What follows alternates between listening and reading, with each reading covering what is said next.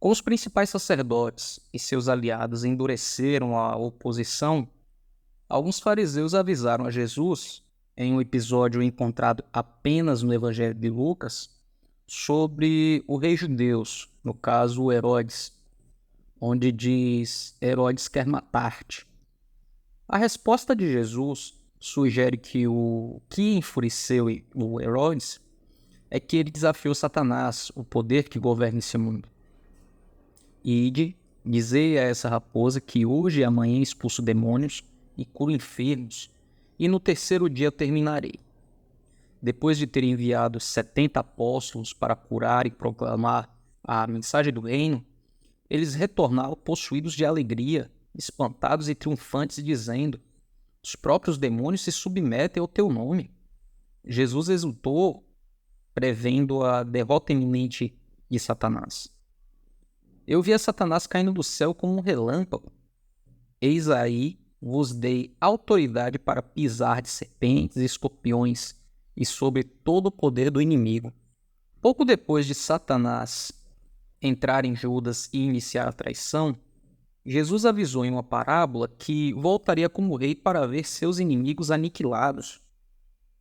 Logo que iniciou a viagem final a Jerusalém, onde entraria na cidade, aclamado em público como rei pelos discípulos, mas onde seria rejeitado pela maioria dos habitantes, contou a história de um certo nobre que partiu para sua terra distante, a fim de tomar posse de um reino e voltar.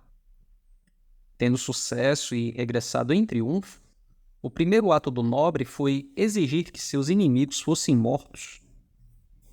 Quanto, porém, a esses meus inimigos que não quiseram que eu reinasse sobre eles, trazei-os aqui e executai-os na minha presença.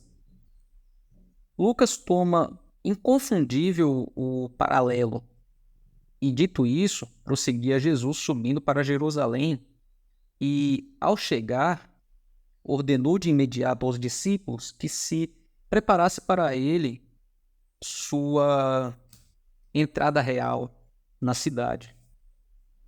Mas apenas o Evangelho de Lucas, entre os evangelhos sinópticos, insere a palavra o rei, que é retirada do Salmo 118, na aclamação com que os discípulos lhe saudaram a chegada a Jerusalém. Bendito é o rei que vem em nome do Senhor. Quando alguns fariseus, na multidão, parecendo chocados com essa autoproclamação pública de que era o rei, lhe pediram: Mestre, repreende teus discípulos. E ele respondeu, segundo Lucas: asseguro-vos, se eles se calarem, as próprias pedras clamarão. Em seguida, diz Lucas, aproximando-se aquela Páscoa fatídica, preocupavam-se os principais dos sacerdotes e escribas em como tirar a vida de Jesus. E essa era a oportunidade pela qual Satanás estivera esperando. Isso fica claro no próprio Evangelho de Lucas, quando diz: Satanás entrou em Judas Iscariotes, que sem perda de tempo foi conversar com os principais sacerdotes e os escribas do templo para combinar a traição.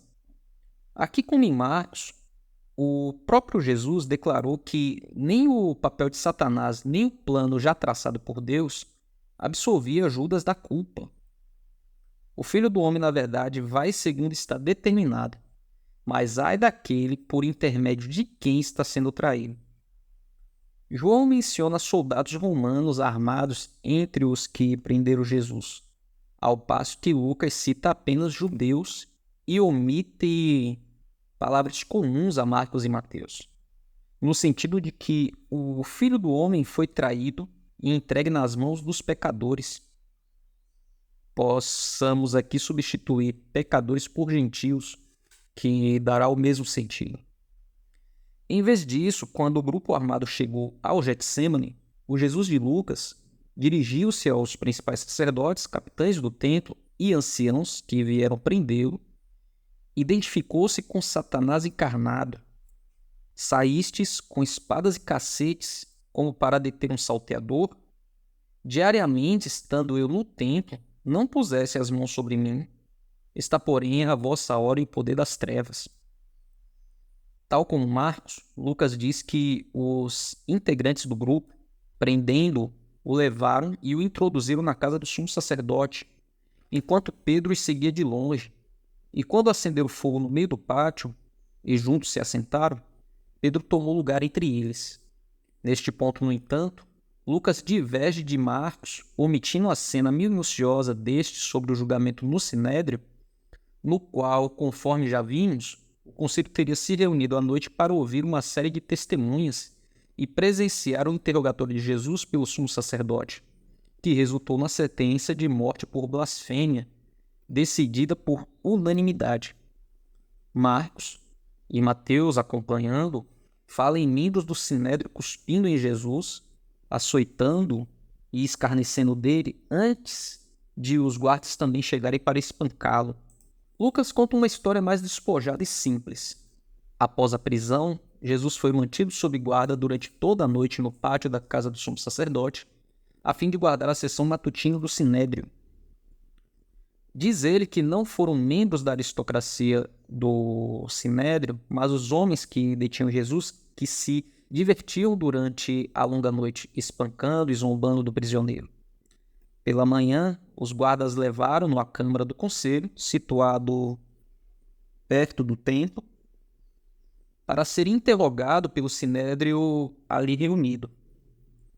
Em vez de um julgamento formal, parece que isso foi apenas uma espécie de audiência da corte, um interrogatório sem testemunhas, nenhuma sentença definitiva tendo sido aplicada, e não obstante, o Sinédrio decidiu levar Jesus a Pilatos e apresentar acusações formais contra ele por crime capital.